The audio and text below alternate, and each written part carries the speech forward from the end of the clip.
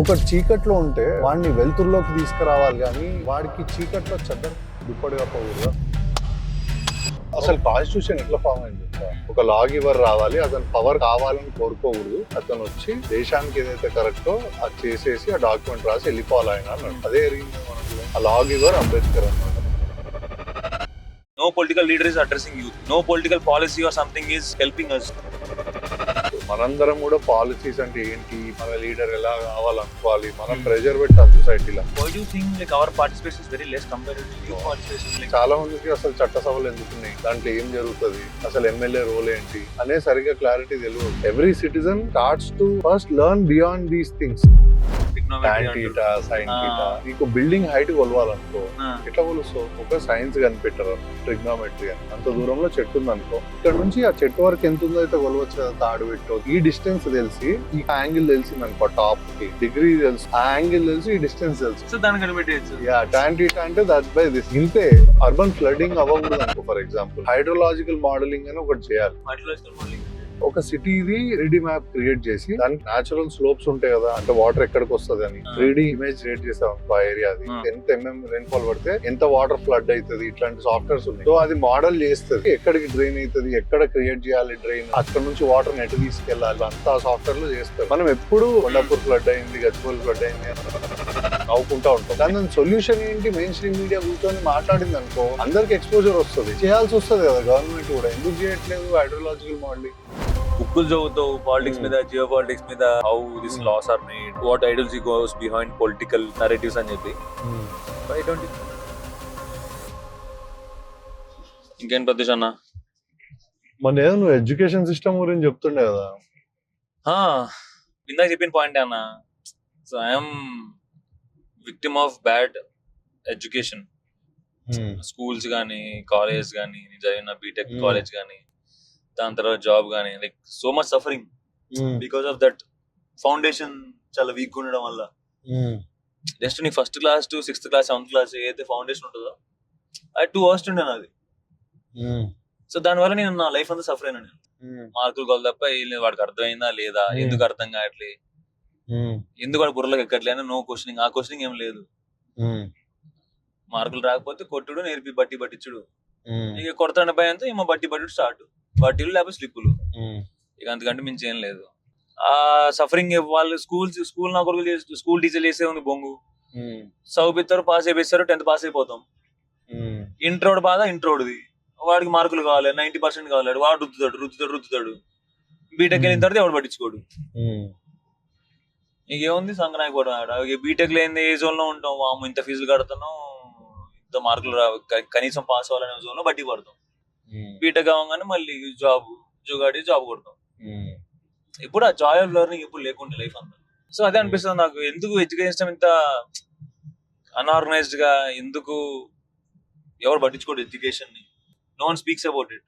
Even leaders ఏమన్నా అడుగుతుండే ఒకరిని కలిసినప్పుడు, లైక్ నేను ఇప్పుడు ఓటేలేనా, నా జీవితాన్ని ఇప్పుడు ఓటేలే నేను, for only one reason.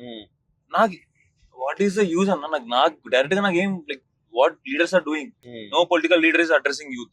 No political policy or something is helping us. So show me one leader, political leader మన తెలుగు స్టేట్స్ లో. ఏమో మాకు ఇక్కడ మా ప్రాబ్లమ్స్ సాల్వ్ అవ్వట్లేదు. లైక్ ఎంప్లాయ్మెంట్ కానీ, లేకపోతే ఎడ్యుకేషన్ కానీ, స్కూల్లో ప్లే గ్రౌండ్ ఉండదు, కాలేజ్ లో బొంగు ఫెసిలిటీస్, ఇన్ఫ్రాస్ట్రక్చర్ ఉండదు, రైట్ పాత్ ఉండదు, మాకు ఒక ఇది అది ఉండదు. దాని పేరు ఏంటి, ఒక ప్లాట్ఫామ్ ఉండదు ఐడియాస్ పిచ్ చేయడానికి దేనికన్నా కానీ. Everything you have to go private, you go to some organization, some startup incubator, some communities like yours or someone else. Vote ఎందుకు వేయాలి నేను? ఎవరికి ఏ మోటివేషన్ తో ఓట్ వేయాలి? Where is my participation in politics? What I'm getting out of it? Nothing. ప్రతి ఒక్కరు అట్లా అనుకున్నారు అనుకో, then you will not really be able to choose which leader you want to vote. Definitely understand your dissatisfaction from your concerns not being addressed. But vote వేయకపోవడం అనేది దాని solution కాదు. Correct, కానీ నన్ను మోటివేట్ చేయాలి కదన్నా. ఇప్పుడు కరెక్టే, కానీ ఓట్ వేయకపోవడం అనేది సొల్యూషన్ కాదు. Agri 100% agri. కానీ కలెక్టివ్లీ జస్ట్ ఇమాజిన్, నేను ఎక్కడో హైదరాబాద్ లో ఉంటా, ఆడు బెంగళూరులో ఉంటా, నేను 10,000 రూపాయలు ఖర్చు పెట్టుకొని ఇంటికి ఓటు ఎందుకు ఇస్తాను? నేను వాడు ఇస్తాడు కదా. అదే, ఇస్తారేమో నాకు ఇప్పటికైతే నాకేం అట్లాంటి ఏమి ఇవ్వలేదు కానీ స్టిల్ చెప్తున్నా. జోక్ చేస్తా. నా మోటివేషన్ బొంగు, నాకు వచ్చేది పీకేది ఎందుకు 10,000 పెట్టుకుని లీవ్ పెట్టింది వెళ్తాను నేను అంటాను. అదేలే, మొన్న పొలిటీషియన్ కలిసి ఇది అడ్రస్ చేశాను నేను. దే ఆర్ ఆల్సో అదే ఇవన్నీ అడ్రస్ చేయాలా అంటే నువ్వు ఉన్న చోట లెట్స్ సే నువ్వు 1 year కంటే ఎక్కువ ఉంటున్నావు, నువ్వు అక్కడే ఓటేద్దాం అనుకున్నావు అనుకో, అక్కడే ఓటేనియాలి నేను. సో దట్ అట్లీస్ట్ నువ్వు ఉన్న ఏరియాలో ఓటేసుకోవచ్చు కదా. ఖమ్మంలో ఇప్పుడు నువ్వు ఉండవు, అక్కడే ఓటేయాలి లైఫ్ లాంగ్ అంటే హౌ డస్ ఇట్ మ్యాటర్? అది డెఫినెట్లీ అడ్రస్ చేయాలి. అందుకే కంటిన్యూస్లీ ఎవాల్వ్ కావాలి డెమోక్రసీ. లాస్ కానీ పాలసీస్ కానీ all of these have to continuously evolve. You know, our constitution is the document that upholds the spirit of the society అంటారు. ఇదే రాశారు constitution. Okay, spirits అనేవి continuously evolve అవుతాయి కదా. అంటే నీడ్స్ చేంజ్ అవుతాయి ఉంటాయి, కొత్త కొత్త ప్రాబ్లమ్స్ ఉంటాయి, 95 చేంజ్ చేసుకుంటూ వెళ్ళాలి. సో మన లాస్ ఇవన్నీ కూడా, మన చట్టసభలు ఇవన్నీ అందుకే ఉన్నాయి, మార్చడానికి, కొత్త కొత్త లాస్ పాస్ చేయడానికి, పాలసీస్ తయారు చేయడానికి చట్టసభలు ఉన్నాయి. నువ్వు లీడర్స్ ని ఎన్నుకునేది అందుకే. వాడు అక్కడికి వెళ్ళి ఈ ప్రాబ్లమ్స్ వాడు మాట్లాడి ఒక బిల్లు పెట్టి దాన్ని చట్టం కింద కన్వర్ట్ చేస్తారు. ఓకే, ఫర్ ఎగ్జాంపుల్ నువ్వు ఇప్పుడు నేను ఇక్కడే ఉంటా హైదరాబాద్ లో అనుకున్నావు, ఇంకా నెక్స్ట్ 10 years అప్పుడు ఇక్కడే ఓటేయగలగాలి కదా నువ్వు, ఎందుకంటే ఇక్కడ ఉన్నవాడు నీ లైఫ్ అఫెక్ట్ చేయగలుగుతాడు నీ లీడర్. సో అది జెన్యున్ కన్సర్న్ అనిపిస్తే చట్టసభలలో డిబేట్ జరగాలి.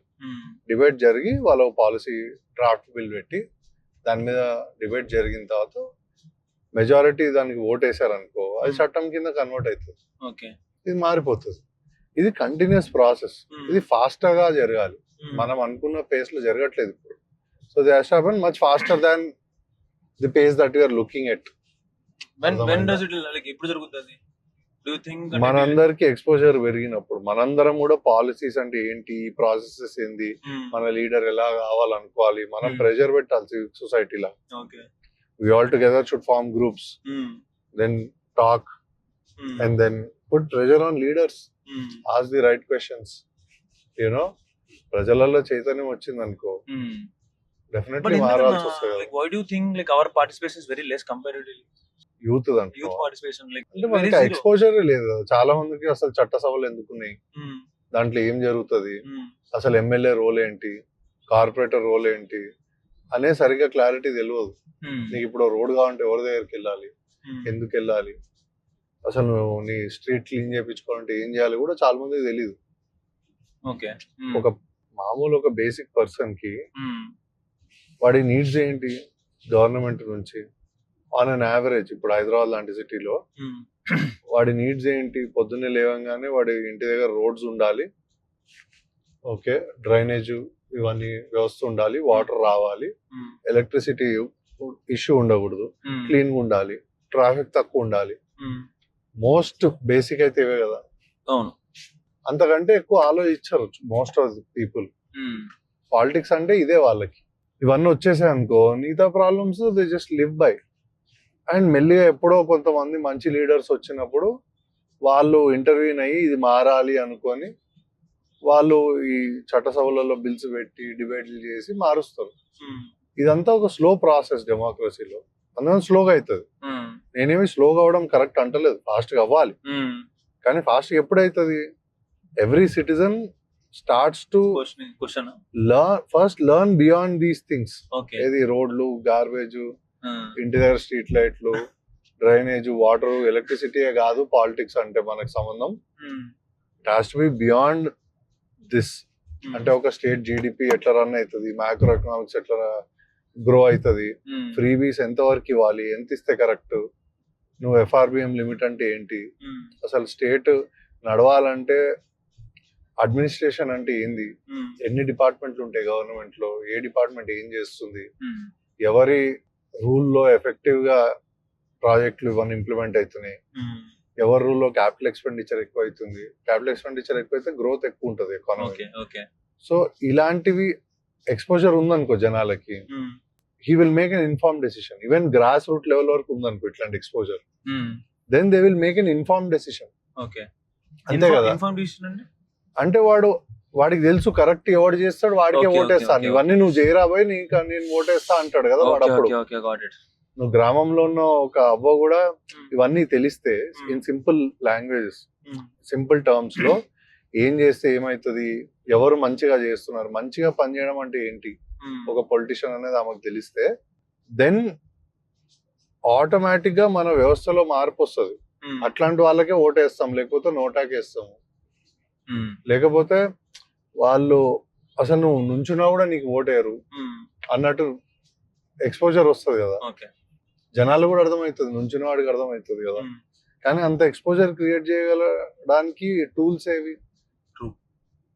మీలాంటి క్రియేటర్స్ కానీ వీళ్ళు కానీ లేదు. మనం ఇప్పుడు వి స్టార్టెడ్ పిఓటి, అందుకే పాలసీస్ ఆఫ్ థాట్. ఈ నాలెడ్జ్ పంచుతాం మెల్లిగా, బిట్ బై బిట్. చాలా మంది మాలాగా మాట్లాడడం స్టార్ట్ చేశారు అనుకో, ఎవ్రీబడి విల్ గెట్ ఎడ్యుకేటెడ్. అసలు ఇరిగేషన్ ప్రాజెక్ట్ ఉంది, మనం వింటా ఉంటాము, గొడవలు పడుతుంటారు పొలిటీషియన్, కానీ అసలు ఇంచన్న అర్థమవుతుందా మనకి? 25 TMC అంటారు, 10 TMC అంటారు, కృష్ణా నదిలో ప్రాబ్లం ఉంటాం, గోదావరిలో ప్రాబ్లం ఉంటాం. ఆ ప్రాజెక్ట్ కట్టారు, ఆ ప్రాజెక్ట్ వల్ల ఇది నష్టం జరిగిందంటే మనకి అసలు ఏమన్నా నిజంగా తెలుసా? ఎక్కడ డ్యామ్ కడితే నిజంగా కరెక్టో కాదో, లేకపోతే ఇది కడితే నష్టమా, ఎంత వాటర్ వచ్చింది అది కట్టడం వల్ల, ఆ ప్రాజెక్ట్ కట్టడం వల్ల ఎంత పవర్ జనరేట్ అయింది, అసలు దానికి ఎంత ఖర్చు అయింది, మనకి ఏం తెలుసు?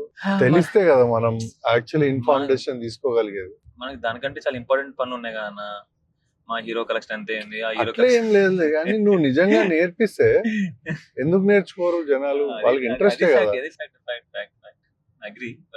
ఈ ఎక్స్పోజర్ పెరిగినప్పుడు సొసైటీలో మార్పు వస్తుంది అంటున్నా. Somebody has to come create this exposure. ఈ మన న్యూస్ ఛానల్ వీళ్ళు media should play great role in this. At least రోజుకు ఒక 1 hour అన్నా మెయిన్ స్ట్రీమ్ మీడియాకి చాలా పవర్ ఉంటుందిరా. రోజు ఒక గంట అన్నా ఈ ప్రోగ్రామ్స్ రన్ చేశారనుకో, giving citizens exposure about policies, politics, governance, అసలు ఈ సబ్జెక్ట్ తీసుకొని దానిలో గుడ్ పాలసీస్ ఏంటి, వేరే కంట్రీస్ లో ఏం చేస్తారు, అసలు మన దగ్గర ఏం చేస్తలేరు, ఏం చేస్తే బాగుపడుతుంది, ఇవన్నీ మాట్లాడాలి. For example storm water drains అని ఉంటాయి. ఏంటన్నది స్టామ్ వాటర్ డ్రైన్స్? ఇది హాస్టల్లో నేను చదివినట్టు గుర్తు, నాకు ఎప్పుడో పాడ్‌కాస్ట్ చెప్పినట్టు గుర్తు ఎవరో నాకు. సో స్టామ్ వాటర్ డ్రైన్స్ మన దగ్గర ఉండాలి మొత్తం సిటీలో. ఓకే. ఎందుకంటే వాటర్ మొత్తం రెయిన్ వాటర్ కానీ ఇవన్నీ డ్రైన్ అవ్వడానికి వాటిలోకి వెళ్ళి అక్కడ నుంచి ట్రీట్మెంట్ ప్లాంట్స్ కి వెళ్ళి వాటర్ ట్రీట్ అయిన తర్వాత then that water has to be left into lakes or rivers. Okay, this is the base logic. Okay. Urban flooding అవ్వకూడదు అనుకో, for example okay, hydrological modelling అని ఒకటి చేయాలి ప్రతి సిటీకి. అంటే హైడ్రోలాజికల్ మోడలింగ్ అంటే ఒక సిటీది 3D మ్యాప్ క్రియేట్ చేసి క్యాచ్మెంట్ ఏరియాస్ తయారు చేసి ఈచ్ ఏరియాకి స్లోప్స్ ఉంటాయి కదా. ఒక లెట్సే నువ్వు ఒక సర్కిల్ తీసుకున్నావు, ఒక 2 kilometer సర్కిల్, దానికి న్యాచురల్ స్లోప్స్ ఉంటాయి కదా, అంటే వాటర్ ఎక్కడికి వస్తుంది అని 3D ఇమేజ్ క్రియేట్ చేసావు అనుకో, ఆ ఏరియాది సాఫ్ట్వేర్స్ ఉన్నాయి అన్నమాట. వేర్ వర్షం పడి, అంటే ఆర్టిఫిషియల్ గా వర్షం పడితేనో ఫ్లడ్ వస్తేనో వాటర్ ఎటు వెళ్తుంది, ఎంత రెయిన్ఫాల్ పడితే, ఎంత రెయిన్ఫాల్ పడితే ఎంత వాటర్ ఫ్లడ్ అవుతుంది, ఇట్లాంటి సాఫ్ట్వేర్స్ ఉన్నాయి. సో అది మోడల్ చేస్తుంది, మోడలింగ్ చేసి ఎక్కడికి డ్రైన్ అవుతుంది, ఎక్కడ క్రియేట్ చేయాలి డ్రైన్, అక్కడ నుంచి వాటర్ ఎటు తీసుకెళ్ళాలి, స్టామ్ వాటర్ డ్రైన్ ఎటు నుంచి ఎటు రన్ అవ్వాలి, అంతా సాఫ్ట్వేర్ లో చేస్తారు. ఇవి టీమ్స్ కూర్చొని చేస్తాయి గవర్నమెంట్లలో, వేరే కంట్రీస్ లో చేసి కంటిన్యూస్ గా దాన్ని అప్గ్రేడ్ చేసుకుంటూ ఆ వ్యవస్థను మొత్తం ఇన్ఫ్రాస్ట్రక్చర్ డెవలప్ చేస్తారు. ఇప్పుడు మనం ఎప్పుడు వర్షం పడుతుంది, డ్రైన్ మొత్తం ఫ్లడ్ అయిపోతుంది, కొండాపూర్ ఫ్లడ్ అయింది, గచ్చిబౌలి ఫ్లడ్ అయింది అని నవ్వుకుంటా ఉంటాం, అందరు స్విమ్ చేస్తుంటారు, కార్లు మునిగిపోతాయి. కానీ దాని సొల్యూషన్ ఏంటి? మెయిన్ స్ట్రీమ్ మీడియా కూర్చొని మాట్లాడింది అనుకో, అందరికి ఎక్స్పోజర్ వస్తుంది, చేయాల్సి వస్తుంది కదా. గవర్నమెంట్ కూడా ఎందుకు చేయట్లేదు హైడ్రోలాజికల్ మోడలింగ్? చేస్తే అయిపోతుంది. కంపెనీస్ ఉంటాయి, తీసుకొచ్చి వాళ్ళతో చేపిస్తే దానికి కావాల్సిన వ్యవస్థ ఏర్పాటు చేసుకొని కట్టి దాన్ని మానిటర్ చేయడానికి ఒక డిపార్ట్మెంట్ పెట్టాలి, వాడు అదే పని చేయాలి. కానీ మీడియాలో ఐడియాస్ డజంట్ సెల్ కదన్న, ఓన్లీ నెగటివిటీ సెల్స్. ఆడు వచ్చాడు, దాని వీడి పడ్డాడు, లార్జ్ చనిపోయారు, వీళ్ళు చనిపోయారు, ఐ అగ్రీ ఉంటది. కానీ ఒకటే ఇది కూడా చెప్పొచ్చు కదా, Okay. 100% సెల్స్. సో ఇది కూడా చెప్పొచ్చు కదా, కానీ వాళ్ళు చెప్తే గట్టిగా ఎక్కుతుంది అంటున్నా. అగ్రీ ఇవి చెప్పొచ్చు కదా, ఒక గంట పెట్టి అసలు అర్బన్ ఫ్లడింగ్ సొల్యూషన్ ఏంటి, why not debate it. Hydrological modelling ఎట్లా చేస్తారో లైవ్ ఎగ్జాంపుల్ చూపించచ్చు కదా పెట్టి ఒక గంట. మనలాంటి వాళ్ళందరూ కూర్చొని చూస్తారు అండ్ సింపుల్ లేమన్ టర్మ్స్ లో చెప్పొచ్చు కదా, సో దట్ మన పేరెంట్స్ జనరేషన్ కూడా చూస్తారు. Then they will debate in parties functions కూర్చున్నప్పుడు, ఫ్రెండ్స్ కలిసినప్పుడు, అరే కరెక్టే కదా ఇది ఎందుకు చేస్తలేదు మన లీడర్స్ అని. ఈ డిబేట్ పెరిగినప్పుడు సొసైటీలో leaders will also respond. Pressure పెరుగుతుంది, వాళ్ళు మాట్లాడడం స్టార్ట్ చేస్తారు లీడర్స్ కూడా, మేము పవర్ లోకి వస్తే హైడ్రోలాజికల్ మోడలింగ్ చేస్తాం హైదరాబాద్ కానీ. ఇప్పుడు ఓట్లు పడతాయి అంతే కదా. ఇప్పుడు నాకు కాన్స్టిట్యూషన్ గురించి 2 అంటే తెలియదు కూడా నాకు. అసలు కాన్స్టిట్యూషన్ ఎట్లా ఫామ్ అయింది తెలుసా? ఒక ఇంట్రెస్టింగ్ స్టోరీ చెప్తాను నేను. మనము బ్రిటిష్ వాళ్ళు మనకి ఇండిపెండెన్స్ ఇచ్చి ఫ్రీడమ్ ఇచ్చి వెళ్ళిపోతున్నప్పుడు నీకు ఈ సొసైటీని గవర్న్ చేయడానికి there has to be a constitution, right? All these foundation fathers of democracy వాళ్ళందరూ అదే చెప్పారు. ఒక లా గివర్ ఉండాలి అండ్ ఒక డాక్యుమెంట్ తయారు చేయాలి which will govern the country. Okay, that has to be the fundamental document అన్నారు రుసా. వీళ్ళందరూ కూడా రుసానే చెప్పింది యాక్చువల్లీ ఆ కాన్సెప్ట్. ఆ లా గివర్ అంబేద్కర్ అన్నమాట మనకి. Okay, there has to be right time, right place and all the forces have to come in together to actually form a good democracy అంటాడు. పర్ఫెక్ట్ డెమోక్రసీ, మంచి డెమోక్రసీ, ఫ్లరిషింగ్ డెమోక్రసీ రావంటే ఒక law giver రావాలి. అతను power కావాలని కోరుకోకూడదు, అతను వచ్చి దేశానికి ఏదైతే కరెక్టో అది చేసేసి ఆ డాక్యుమెంట్ రాసి వెళ్ళిపోవాలి ఆయన అన్నాడు. అదే జరిగింది కదా మనకు కూడా. అంటే he headed the constitution committee and all that, you know that story, no వినుంటావు చాలా చోట్ల. కానీ కాన్స్టిట్యూషన్ క్రియేట్ చేసేటప్పుడు ఇప్పుడు ఎవరైతే అప్పట్లో ఫ్రీడమ్ ఫైటర్స్ అందరు కలిసి ఏమన్నారు, మనం ఇట్లా కాదు, మనం ఒక అసెంబ్లీ పెడదాం, ఒక కాన్స్టిట్యూయెంట్ అసెంబ్లీ క్రియేట్ చేద్దాం, మంచి మంచి డిఫరెంట్ స్కాలర్స్ని తీసుకొచ్చి ఆ కాన్స్టిట్యూయెంట్ అసెంబ్లీలో పెడదాం. అక్కడ ఒక 1-2 years డిబేట్ జరిగి మన కంట్రీకి బెస్ట్ ఏం కావాలి ఆ డిబేట్స్ జరిగి, రిలీజియన్ గురించి డిబేట్ చేద్దాం, ఎడ్యుకేషన్ గురించి, ఫండమెంటల్ రైట్స్ గురించి, ఈ కంట్రీకి ఏం కావాలి అన్ని డిబేట్ జరుగుదాం. వేరే వేరే కంట్రీస్కి వెళ్దాం, దాని నుంచి తీసుకొద్దాం డాక్యుమెంట్స్, వాళ్ళు ఏం రాసుకున్నారో వీటి మీద మొత్తం చర్చ చేద్దాం, చర్చ చేసి ఒక డాక్యుమెంట్ తయారు చేద్దాం అన్నారు. ఆ కాన్స్టిట్యూయెంట్ అసెంబ్లీ డిబేట్స్ అని ఉంటాయి ఇప్పటికి. ఆ డిబేట్ ఏం జరిగింది, అప్పట్లో కాన్స్టిట్యూషన్ గురించి ఏం చెప్పారు, అందరు గొప్ప గొప్ప నాయకులు అందరూ, మన బాగు కోరిన వాళ్ళందరూ, స్కాలర్స్ ఏం మాట్లాడారు ఒక్కొక్క టాపిక్ మీద ఉంటుంది దాంట్లో. ఇప్పుడు రిలీజియన్ అని వస్తే నువ్వు ఫర్ రిలీజియన్ అగేన్స్ట్ రిలీజియన్ మాట్లాడిన వాళ్ళు ఉంటారు, అవన్నీ ఉంటాయి డాక్యుమెంట్ ఇప్పటికి. సో 1947 నుంచి ఆ డిబేట్స్ జరుగుతూ వాళ్ళంతా చర్చ చేస్తూ దాన్ని డ్రాఫ్ట్ చేస్తూ ఐ థింక్ అరౌండ్ 1950 మనకి కాన్స్టిట్యూషన్ తయారైంది. 26th January అందుకే సెలబ్రేట్ చేస్తాం రిపబ్లిక్ డే. అంటే నీ కాన్స్టిట్యూషన్ ఆ రోజు came in to effect, the final draft. ఆ రోజు నుంచి ఇండియా బికేమ్ ఎ రిపబ్లిక్. అది మన కాన్స్టిట్యూషన్ హిస్టరీ. ఇది ఫాలో అవ్వాలి, అన్ని రూల్స్ లాస్ దీనికి అనుగుణంగా ఉంటాయి. ఎడ్యుకేషన్ ఇట్లా ఎక్స్ప్లెయిన్ చేయాలంటావు. I'm victim of bad education bro, bad teachers. I had bad teachers. Maybe I don't know, నేను బ్యాడ్ టీచర్ మరి నాకు అర్థం కాదు. ఇంటిగ్రేషన్ చదవా? చదివానా, చాలా బట్టి బేసిక్లీ. ఇంటిగ్రేషన్ అంటే నువ్వు మ్యాథ్ ఇంటిగ్రేషన్ గురించి మాట్లాడుతున్నావు. ఇంటిగ్రేషన్ అనేది ఎందుకు వాడతారు, అసలు ఎందుకు నేర్పించారు మనకని.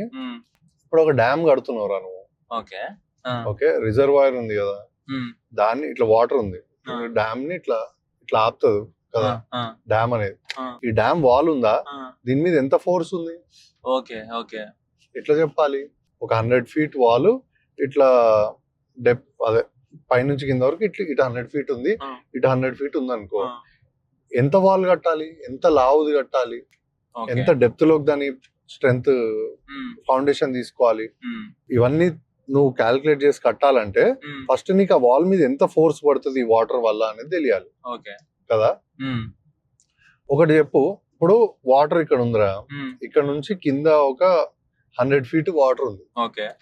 ఇప్పుడు వాటర్ పైన సర్ఫేస్ మీద ఏదైతే ఫోర్స్ ఉందో, అంటే పైన నుంచున్నావు నువ్వే తేలుతున్నావు వాటర్ లో, నువ్వు పైన ఆ వాటర్ ఆ గోడ మీద పెట్టే ఫోర్స్ 100th ఫీట్ దగ్గర ఆ వాటర్ దాన్ని పుష్ చేసే ఫోర్స్ లో డిఫరెన్స్ ఉంటుందా? ఉంటది కదా. ఎందుకు నువ్వు పైన తేలుతున్నప్పుడు నీ బాడీ మీద ఉండే ఫోర్స్ నువ్వు కిందకి వెళ్లే కొద్దీ నీ మీద ఫోర్స్ పెరుగుతుంది కదా. ఇప్పుడు ఆ గోడ మీద కూడా ఫస్ట్ ఫీట్ నుంచి 100th ఫీట్ వరకు వెళ్తుంటే ఆ గోడ మీద ఫోర్స్ మారుతా ఉంటుంది. ఇప్పుడు హెచ్ అనేది హైట్, నువ్వు సర్ఫేస్ నుంచి హైట్ నువ్వు డైరెక్ట్ తీసుకున్నావు ఆ గోడ మీద అనుకో, పర్ఫెక్ట్ ఫోర్స్ రాదు. అంటే ది స్మాలెస్ట్ పార్ట్ తీసుకున్నావు అనుకో, అంటే పైన 1 feet నుంచి స్టార్ట్ చేస్తున్నావు నువ్వు క్యాలిక్యులేట్ చేయడం, 100th feet వరకు క్యాలిక్యులేట్ చేయాలి కదా. ఎట్లా క్యాలిక్యులేట్ చేస్తావు? 1, 1.1, 1.2, 1.3 ఇట్లా పోవాలి కదా. మళ్ళీ 1, 1.1 మధ్యలో మళ్ళీ 1.05, మళ్ళీ 1.04 ఇట్లా. So you're going to the smallest particle. Smallest point దగ్గర ఎంత ఫోర్స్ ఉందో నీకు తెలుసు కదా. ఇవన్నిటిని ఇంటిగ్రేట్ చేస్తే నీకు టోటల్ ఫోర్స్ వస్తుంది. దీనికి ఇంటిగ్రేషన్ అనే కాన్సెప్ట్ వాడుకుంటే నీకు ఈజీగా ఆన్సర్ వస్తుంది. ఓకే, నాకు అర్థమైంది. సో ఇంటిగ్రేషన్ అనేది ఇలాంటి ప్లేసెస్ లో వాడాలి. నాకు అర్థమైంది. ఇప్పుడు నా క్వశ్చన్ ఏంటంటే, ఇప్పుడు ఆ ఫోర్స్ నీకు వచ్చిన వాల్యూ నీకు ఎక్కడ యూజ్ అవుతుంది? గోడ కట్టడానికి ఎంత కట్టాలి? కంప్యూటర్ సైన్స్ గోడ కట్టడం నేను కన్నా ఏంటి? కంప్యూటర్ సైన్స్ నువ్వు కాదు, నేను నేర్పించరా ఇంటిగ్రేషన్ లో? అంటే నీకు మొత్తం డెప్త్ నేర్పిన అవసరం లేదు, కానీ అసలు ఎందుకు వాడతారో చెప్తే నీకు ఇంట్రెస్ట్ వస్తుంది. చెప్పలే, డైరెక్ట్ ఇంటిగ్రేషన్ ఫార్ములా ఇచ్చారు, బట్టి పట్టినారు అయిపోయింది. అంటే నీకు అప్లికేషన్ ఎక్కడ వాడతారో చెప్పకుండా ఉట్టి సబ్జెక్ట్ చెప్తే ఎవరికి ఇంట్రెస్ట్ రాదు. Most of the times that only happens in our education. First అది చెప్తే నీకు ఇంట్రెస్ట్ వస్తుంది. ఓ దీనికి వాడతాం అన్నమాట, ఇది ఎట్లా పనిచేస్తుంది. టాంజెంట్ ఉంటారు కదా, ట్రిగ్నోమెట్రీ డైరెక్ట్ బట్టి పట్టరా అంటారు, టేబుల్ అన్ని బట్టి పట్టరా అంటారు, ఫార్ములా బట్టి పట్టరా అంటారు. ఎక్కడి నుంచి ఒరిజినేట్ అయింది తెలుసా? ఇప్పుడు పూర్వకాలంలో నీకు బిల్డింగ్ హైట్ కొలవాలనుకో, ఎట్లా కొలుస్తావు? నువ్వు బిల్డింగ్ ది తాడు పట్టుకొని కొలవలేడు కదా. సో వాళ్ళు ఒక సైన్స్ కనిపెట్టారు అనమాట, ట్రిగ్నోమెట్రీ అని. ఇక్కడ నుంచి లెట్సే ఆ కార్ ఉంది కదా, అంత దూరంలో చెట్టు ఉంది అనుకో, ఇక్కడ నుంచి ఆ చెట్టు వరకు ఎంత ఉందో అయితే కొలవచ్చు కదా, తాడు పెట్టో దేని పెట్టో, ఎందుకంటే గ్రౌండ్ మీద ఉంది ఈజీ. ఈ డిస్టెన్స్ తెలిసి యాంగిల్ తెలిసింది అనుకో, టాప్ కి ఈ డిగ్రీ తెలుస్తుంది, ఆ యాంగిల్ తెలుసు, ఈ డిస్టెన్స్ తెలుసు. సో దాన్ని కనిపెట్టేయచ్చు. యా, tan θ అంటే that by this. So tan 30 degrees, let's say 30 షేట్ బ్రో. ఛే, ఇంతే. నరేష్ సార్ ఏం నేర్పించారు సార్ మరి మీకు? మీరు మాకు బొంగులోది ముడ్డు కింద రైతం వచ్చింది. ఇప్పుడు నేర్చుకున్నాను sine theta integration definition. So వాళ్ళు ఏం చేస్తుండే బేసికలీ, tan 45 degrees యాంగిల్ దాని టాప్ కి వచ్చే వరకు నుంచుంటాడు వాడు. ఓకే, ఆ వాడు నుంచిన పాయింట్ నుంచి ఆ చెట్టు ఎంత దూరం ఉందో కొలుస్తాడు. tan θ అంటే ఏంది? ఆ that height by this height, this distance, ఆ చెట్టు height by this distance. So 45 degrees లో నుంచొని చూస్తే ఈ డిస్టెన్స్ ఎంత ఉందో ఆ చెట్టు హైట్ కూడా అంతే ఉంటుంది. ఇక్కడ నుంచి ఆ చెట్టు వరకు ఎంతైతే డిస్టెన్స్ ఉందో దాని హైట్ అంతే ఉంటుంది. అయిపోయింది. సో ఎవరైనా మహారాజు వచ్చారా, ఆ చెట్టు ఎంత ఉందిరా హైట్ చెప్పు అంటే 1 minute అని చెప్పి వాడు 45 degrees దాని దగ్గరకు నడుచుకుంటూ వెళ్ళి అక్కడ ఆగుతాడు. ఆగి ఆడు నుంచిన పాయింట్ దగ్గర నుంచి ఆ చెట్టు డిస్టెన్స్ కొలుస్తాడు. అదే హైట్ దాన్ని. దీనికి వాడేవాళ్ళు ట్రిగ్నోమెట్రీ. ఇది ఫస్ట్ నీకు చెప్పి ఆ తర్వాత ట్రిగ్నోమెట్రీ నేర్పిస్తే నీకు చాలా ఇంట్రెస్ట్ వస్తుంది కదా. నాశనం చేశారన్నా, మా జీవితాలు నాశనం చేశారన్నా కొడుకులు. రామానుజన్ అవుతుండేనా ఇప్పుడు? ఈ పాటికి నేను ఎక్కడ, నేను ఈ పాటి రాకెట్ మీద పాటికి. కానీ నిజంగా ఒకటి చెప్పు చేసి, ఇమాజిన్ నేను ఇప్పుడు నీకు జస్ట్ ఒక 2 కాన్సెప్ట్లు ఎక్స్ప్లెయిన్ చేశాను. I'm hoping you understood both. అర్థమైందన్న. ఒకటి ఏమన్నా సబ్జెక్ట్ గానీ ఒక కాన్సెప్ట్ గానీ అర్థమైనప్పుడు ఆ వచ్చే కిక్ డిఫరెంట్ ఉంటుంది. ఒక బుక్ చదివినప్పుడు వాడు చెప్పే ఫిలాసఫీ అర్థమైనప్పుడు చాలా కిక్ డిఫరెంట్ ఉంటుంది. So tell me how different would your life would have been if everybody taught you stuff like this? Maybe more progressive, maybe more progressive, maybe more successful అంటావా? 100% 100%. అవునా? Yeah, 100%. నీకు అన్ని concept తెలిసి ఇంకా opportunities easy open up అయ్యాయి. చిన్నప్పటి నుంచి ఉన్న ఫియర్ ఏంటంటే నాకు, I cannot stand with people who can speak good English, who can speak money, who can speak about their expertise ఉంటుంది చూసా, వాళ్ళ వర్క్ ఎక్స్పర్టీస్ ఉంటుంది చూసా. అవి మాట్లాడినప్పుడు I don't know, I'm so under confident. ఎందుకంటే I'm not used to explain things like that. ఎందుకంటే నాకు అర్థం కావు కాన్సెప్ట్, నాకు అర్థం కాదు చిన్నప్పటి నుంచి ఎప్పుడు కాన్సెప్ట్. ఒక నాకు రాని- inferiority complex ఎగ్జాక్ట్లీ ఉండిపోయింది. నా రాన్ నేను మనకేం రాదు కదా, రాదు కదా అని. మ్యాథ్స్ రాదు, ఎవడన్నా మాట్లాడితే సర్లే సడన్లీ పక్కకి వెళ్ళిపోతాను నేను. So how can I understand what they talking? వాడు అవతల మాట్లాడేది నాకు అర్థమైతే కదా, ఆపర్చునిటీ గురించి నాకు తెలిసేది. నేను కాంట్రిబ్యూట్ చేసినప్పుడే కాన్ఫిడెన్స్ కదా. ఎక్కువ ఉండేదండి. I could have been in better places, correct, 100%. In better everybody, not only. Everyone అన్న. నేను I'm talking. So do you think, let's say teachers kuda, so it is because it is so important how our society shapes up because of teachers, right?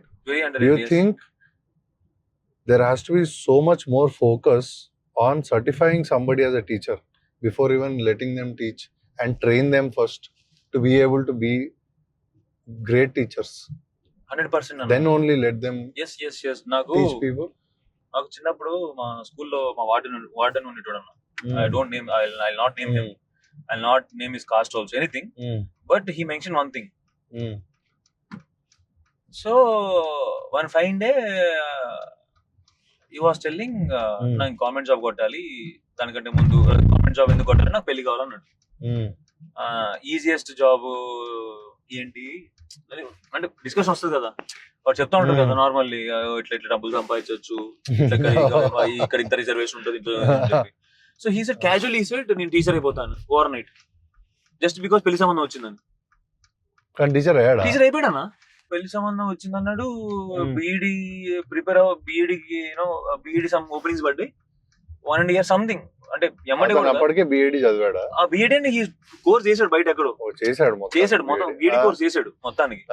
చేసి ఏమి రాకపోతే warden job చేసుకుంటే వాళ్ళకి ఖచ్చితంగా government job అడిగారంట అమ్మాయి వాళ్ళు. రాసి టీచర్ అయిపోయాడు అన్న. అంటే ఐ డోంట్ నో, అంటే warden like BEd teacher working as warden in your school. అసలు నాకు మైండ్ ఏం నేర్పిస్తాడు పిల్లలకి? ఏం చెప్తారన్నా? లైక్ నాకు మెంటల్ వస్తుంది ఫస్ట్. అసలు టీచర్స్ లైక్ ఎందుకు అంత అండర్ రేటెడ్ అండ్ అంత ఈజీగా టీచర్ జాబ్ ఇచ్చేస్తారు. వాడు going to shape the future అన్న. మా ఊర్లో లాట్ ఆఫ్ కిడ్స్, మా ఊర్లో 6th class 8th class పోరగాడికి వాడు పేరు రాడని నాకు. Can imagine? 8th class లో వాడు నేర్చుకుంటాడు, 6th 7th class మధ్యలో నేర్చుకుంటాడు. Tell me one interesting thing. Now you gone మొత్తం తెలంగాణ తిరిగావు కదా, tell me some very insightful stories that you've seen, like which moved you. Any top 3 cheppamante, your top 3 learnings, top 3 or top 1 stories that moved you. నాకు difference అంటే నాకు ఒకటి బాగా నేను టెగన్ I connect so much and relate so much to kids అన్న, kids and youth who are in especially in schools. So మన తెలంగాణలో ఏంటంటే ఆంధ్రాకి తెలంగాణ డిఫరెన్స్ ఏంటంటే, నేను చూసిన డిఫరెన్స్, ఆంధ్రాలో ఇన్ఫ్రాస్ట్రక్చర్ ఏదైతే ఉందో, school infrastructure and parents and వాళ్ళ upbringing, kids upbringing slightly comfortable అన్న ఆంధ్రాలో. కంఫర్టబుల్ ఎందుకంటే ఆంధ్రాలో వాటర్ ఉన్నాయి, ఎక్కువ పొలాలు ఉన్నాయి, ఎక్కువ పేరెంట్స్ దగ్గర కొంచెం కొద్ది గొప్ప ల్యాండ్ పని ఉంది. నేను చూసిన దాంట్లో అందరికి మేబీ ఆ పర్స్పెక్టివ్ లో. తెలంగాణలో లేదన్న ఆపర్చునిటీ కానీ పిల్లలకి. వాడికి మన పిల్లలకి ఇక్కడ ఉన్నది, మన తెలంగాణ వాళ్ళకి, మన కిడ్స్ కి, మన యూత్ ఉంది only education as opportunity. Somewhere that opportunity is not transferred. వాళ్ళకి వెళ్ళట్లేదు ఎడ్యుకేషన్ అనే ఆపర్చునిటీ, వాళ్ళు యూజ్ చేసుకోవట్లేదు. ఎలా చెప్తావు అంటే నువ్వేం ఎవరితో మాట్లాడావు తెలంగాణలో తిరిగినప్పుడు? పేరెంట్స్ అన్న, పేరెంట్స్ మాట్లాడదు కదా నేను. వాళ్ళు ఏం చెప్పారంటే వన్ ఇన్సైట్ వాళ్ళు ఒక పేరెంట్ ఏం చెప్పిండంటే, నేను ఒక విలేజ్ కి వెళ్ళినా. ఓకే. విలేజ్ లో ఎవరు పోరాలు కనపడలేదు నాకు ఆ రోజు అంతా. No kids, no youth in that village. అంటే పెద్ద విలేజ్ కూడా కాదు, అది చాలా చిన్న విలేజ్. అది ఎక్కడ ఆసిఫాబాద్ దగ్గర సమ్ విలేజ్, ఆసిఫాబాద్ దగ్గర సమ్ ఏదో విలేజ్ అన్న అటు సైడ్. సో మీ కొడుకు వాళ్ళకి నన్ను నార్మల్ మాట్లాడుతా నేను అడిగినా, ఏం చేస్తారు పిల్లలు, అడుగుతాం కదా పిల్లలు ఏం చేస్తారు, ఏం చదువుతారు, డాడ్ ఉన్నారు, పెళ్ళి అయిందా లేదా అని అడుగుతాం కదా. వాళ్ళు చెప్పారు, నాకు 2 మగ పిల్లలమ్మ, ఒకడికి 17 సంవత్సరాలు, ఒకడికి 20 సంవత్సరాలు అన్నాడు. ఏం చేస్తారంటే హైదరాబాద్ లో ఉన్నారు, ఏదో తోలుకుంటున్నాడు. ఏం తోలుతాడు అన్న, ర్యాపిడ్ ఊబర్ తోలుతాడు, చేస్తానని చెప్పాడు. అదేంది చదివించలేదంటే, మామిడికి చదువు రాలే అన్నాడు సింపుల్ గా. చదువు రాలేదనేసిండు అంతే. మరి మీరు ఎట్లా ఎంకరేజ్ చేసారంటే మరి మాకు కూడా ఏం లేదు కదా, మేము కూలి పనికి వెళ్తాము. వాడు అంటే ఆ ఏరియాలో నువ్వు అడగలేదా గవర్నమెంట్ స్కూల్ ఉందా? ఉంది, గవర్నమెంట్ స్కూల్ ఉందన్న. మరి ఎందుకు పంపించలేదు దానికి వీళ్ళు? నేను అడిగినంటే మీ ఊర్లో స్కూల్ ఉందా అని అడగలేదు కానీ ఎందుకు చదివించలేదు అంటే మా దగ్గర డబ్బులు లేవు ఒకటి అన్నారు. 2 మా వాళ్ళకి అబ్బలేదు అన్నారు. సింపుల్ గా అబ్బలేదు, వాళ్ళు ఎట్లే వాళ్ళు పనికి కూలికి వెళ్తే పనికి వస్తాయి అనే జోన్ లో ఉన్నారు అని చెప్పారు నాకు. సో ఇంకా ఏం, what more did you like see there? What moved you? ఇంకోటి ఒక కూలికి వెళ్ళే ఒక పేరు గుర్తులేదన్న, గోదావరిఖాన్ దగ్గర ఆవిడ. ఆమెకి పాటలు పాడటం అంటే ఇష్టం, పాటలు రాయటం అంటే చాలా ప్రాణం అనమాట. చాలా ఇష్టం అనమాట. సో ఆవిడ రోజు కూలి పనికి వెళ్ళి నార్లు తీసేటప్పుడు, కలుపు తీసేటప్పుడు వాళ్ళందరూ కలిసి గుంపులుగా ఆడవాళ్ళంతా పాటలు పాడుకుంటా పని చేసుకుంటారంట. వాళ్ళు కబుర్లు పాటల్లో చెప్పుకుంటారు, టీజింగ్ పాటల్లో చేసుకుంటారంట. అన్ని పాటల్లోనే జరుగుతుంది కమ్యూనికేషన్ అంతా. అంటే వాళ్ళ ఫార్మ్ ఆఫ్ ఎంటర్టైన్మెంట్ పనికి వెళ్ళడం. సో ఆవిడ ఇంటికి వచ్చిన తర్వాత యూట్యూబ్ ఛానల్, న్యూస్ ఛానల్, ఈ ఫోక్ సాంగ్ ఛానల్స్ అన్ని ఓపెన్ చేసి చూస్తూ ఉంటాను ఆపర్చునిటీ కోసం. ఎక్కడ నేను పాట పాడొచ్చు, నాకు ఎక్కడ ఛాన్స్ వస్తుంది, ఎక్కడ చేయగలను, ఎక్కడ కాంట్రిబ్యూట్ చేయగలను, ఎక్కడ నా పాట నేను పాడు, నా వాయిస్ ఎక్కడ వినపడుతుంది ఉంటుంది కదా. ఒక ఆర్టిస్ట్ కి పాడాలని ఉంటుంది కదా వర్క్ చేయాలని చెప్పి. ఆ దగ్గర ఇంత పెద్ద బుక్ ఉందన్న. ఓన్లీ నెంబర్ రాసుకుంటుంది ఆవిడ. యూట్యూబ్ లో చూసి కింద స్క్రోలింగ్ బార్ తెలుసు, న్యూస్ ఛానల్ కింద పాటలు పాడేవాళ్ళు కావాలి, మాకు పాటలు రాసేవాళ్ళు కావాలని నెంబర్లు, ఓన్లీ నెంబర్లు. But did she contact anyone? చెప్తా. మొత్తం రొటీన్ ఏంటంటే పని నుంచి రాగానే 1-2 గంటలు కూర్చొని ఫోన్ లో అయితే ఫోన్ లో, టీవీలో అయితే టీవీలో నెంబర్లను రాసుకోవడం. ఒక రోజు అంతా నెంబర్ నోట్ చేసి నెంబర్ రాసుకోవడం. జస్ట్ నెక్స్ట్ డే ఒక్కో నెంబర్ కి ఫోన్ చేయడం, మెసేజ్ చేయడం, ఫోన్ చేయడం, మెసేజ్ చేయడం. ఒక 100 మంది మెసేజ్ చేస్తే ఒక 10 మంది రిప్లై ఇచ్చేటోళ్ళంట. రిప్లై ఇచ్చి వాళ్ళు శాంపిల్ అడిగేటోళ్ళంట. Sample tune, your tunes and your voice recordings అడిగేటోళ్ళంట. పంపించేది. అది రిటర్న్ మళ్ళీ అంత బాగుందని చెప్పేవాళ్ళు అంట. కానీ మళ్ళీ బ్యాక్ కాల్ చేసేవాళ్ళు కాదంట. 3 months ఆఫ్టర్ ఎవ్రీ 3 months వీడు పంపించే ట్యూన్లకి పాటలు ఆల్రెడీ రికార్డ్ అయిపోయి, పాటలు చేసి వైరల్ అయిపోయి ఉన్నాయి సాంగ్స్. అవునా? యా. రీసెంట్ గా నాకు తెలిసిన పాట ఉండేది, పాట వచ్చింది రీసెంట్ గా, ఆవిడ వినిపించింది ఫస్ట్ టైం విన్నా. సూపర్ వైరల్ పాట అది. అవునా? ఈవిడ పాడింది ఆ పాట. ఫోక్ సాంగ్, తెలంగాణ ఫోక్ ఏమన్నా డీజే సాంగ్స్ అని పెడతారు చూసిన, ఈవిడ పాట పంపించిన ట్యూన్ అది, ఈవిడ పాట అది. దానికి కొంచెం లిరిక్స్ చేంజ్ చేసి ఎవరితో పాడిపించేసి వాళ్ళు ఛానల్ వేసుకున్నారు. That video has like almost 50 million views అన్న. 50 million views still going. 50 million views అంటే ఆల్మోస్ట్ కనీసం దరిద్రం ఒక 10 లక్షలు సంపాదించదు అన్న ఆవిడ. అంటే just if she had right exposure or అతను కొడుకున్నాడు, డిగ్రీ చదువుతాడు, వాడికి రైట్ ఎక్స్పోజర్ ఉన్నా, వాడికి జనరల్ అవేర్నెస్ ఉన్నా, మొత్తం తనే రాసుకునేది పాటలు, తనే రాసుకుంది. తన దగ్గర ఇంకా ఉండండి పాటలు. ఇప్పుడు ఎవరైనా ట్యూన్స్ అడిగినా కానీ అంత భయపడుతుంది. నేను మన ఛానల్లో మనం వెళ్ళి అడిగినప్పుడు నేను పాడదని చెప్పిన, నేను నా ఛానల్లో పాడతామా, మీరు ఆల్రెడీ పాడిన పాటలే పాడండి, నేను మెసేజ్ బయట పెట్టడానికి ట్రై చేస్తాను. లేదు, ఆపర్చునిటీ రాలేదు రాలేదు. She never got opportunity to sing for she's a writer or she's also a singer? Both. అన్ని దాంట్లో ఎపిసోడ్ లో వస్తుంది. ఆవిడ వస్తారు డెఫినెట్లీ, పాట పాడతాను ఆ ఎపిసోడ్ లో definitely. But she's there in one of your episodes. This thing is there. Yeah, trailer లో కూడా ఉంది ఆవిడ. Oh, interesting. చూద్దాం. So that is one of the that story that really inspired me, like, you know, still she didn't give up on again. Still ఆమె పాటలు రాస్తుంది, still పాటలు పాడుతుంది. రోజుకి 600 సంపాదిస్తాను.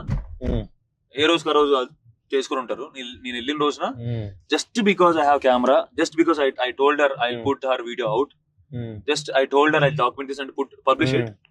నాకు ఆవిడ ఆ రోజు ఆవిడ సంపాదించిన డబ్బులతో 600 వాట్ ఎవర్ 400 పెట్టి చికెన్ తీసుకొచ్చి నాకు చికెన్ వండి పెట్టి అంతా 1 గంట 2 గంటలు మాట్లాడి, ఆ కూల్ పని కూడా మధ్యలో ఆపొచ్చేసిన రోజు నేను వచ్చిందని చెప్పి. So that is one of the best day I had అంటే నేను లైక్ ఆవిడతో. చాలా ఉన్నాయి అన్న. అంటే నాకు ఇంత లైక్ ఐ హ్యాడ్, నేను రాసుకుంటాను. మొత్తం ఈ 13 సిరీస్ లో, తెలంగాణ సిరీస్ లో ది బెస్ట్ మూమెంట్ ఏది ఉండే? లైక్ వెరీ ఫెల్ట్ వావ్ అనిపించింది బెస్ట్ మూమెంట్ అంటే మొత్తం జర్నీలో. There is one guy I met. ఆయన ఏంటంటే he runs an NGO. Okay, okay, ఎక్కడ కలిసాను నేను ర్యాండమ్ నాకు ఒక ఫ్రెండ్ కల్పించారనమాట విలేజ్ దగ్గర. విలేజ్ దగ్గర. సో ఆయన హీస్ ఎల్డర్, ఇంట్లో ఇద్దరు అన్నతమ్ములు, ఈయన చిన్నోడు, పెళ్లి చేసుకోలే, ఉన్న ఆస్తి మొత్తం ఆ ఎన్జిఓ రాసేసిండు. ఆయన పెట్టిన ఎన్జిఓకి చేసి హీఈస్ వర్కింగ్ విత్ కిడ్స్. ఒక గవర్నమెంట్ స్కూల్లో చదివే పిల్లలకి, దాంట్లో టాలెంటెడ్ పీపుల్ ఉంటారు చూసిన, గవర్నమెంట్ స్కూల్ ప్రతి క్లాస్ లో ఉంటారు కదా, టాపర్ కానీ బాగా అర్థం చేసుకుంటాడు, కొంచెం ఉన్నాడు, he's trying to empower them with this money, with this foundation. Literally నువ్వు వేరే వాళ్ళ ప్రాబ్లం గురించి ఎంత ఎంపథెటిక్ ఉండగలవు, నువ్వు ఏడవగలవు. ఒక వేరే వాళ్ళ ప్రాబ్లం, నీ ప్రాబ్లం, వాళ్ళ ప్రాబ్లం ని నీ ప్రాబ్లం నేర్పించి he's funding them, he's giving the platform to study, go and get opportunities, teach them in every possible way. వాళ్ళకి ఫండ్స్ చేయటము, చదివించడం, కాలేజ్ స్కూల్ ఫీజు బెటర్ ఇంకా ఏం చేయొచ్చు అని చేయటం, ఆయన దగ్గర ఉండి చదువు చెప్పడం ఆయనకి, వాళ్ళకి పిల్లలకి. అయినా పిల్లల గురించి మాట్లాడితే, వాళ్ళ ప్రాబ్లమ్స్, వాళ్ళ ఎడ్యుకేషన్ సిస్టమ్ గురించి మాట్లాడితే ఏడ్చాడన్న. And I can never be empathetic towards others ఆ రేంజ్ లో. సో నాకు ఆ రోజు మైండ్ బ్లోయింగ్ థింగ్. ఆయన చేస్తున్న వర్క్ చూసావా? చూసాను నేను. చాలా మంది ఎఫెక్ట్ అవుతున్నారు దానివల్ల. ఎస్. బట్ నాకు హై పాయింట్ ఏంటంటే అదే అన్న, ఒకళ్ళ వేరే వాళ్ళ ప్రాబ్లమ్ ని వాళ్ళ ప్రాబ్లమ్ కన్సిడర్ చేసి ఏడవటం. కన్నీళ్ళు అనేది అంత ఈజీ కాదు అన్న. వేరే వాళ్ళ గురించి, అది కూడా ముక్కు మొహం రిలేషన్ లేనోడు గురించి ఏడవటం, that is I don't no, like that also mood me so much.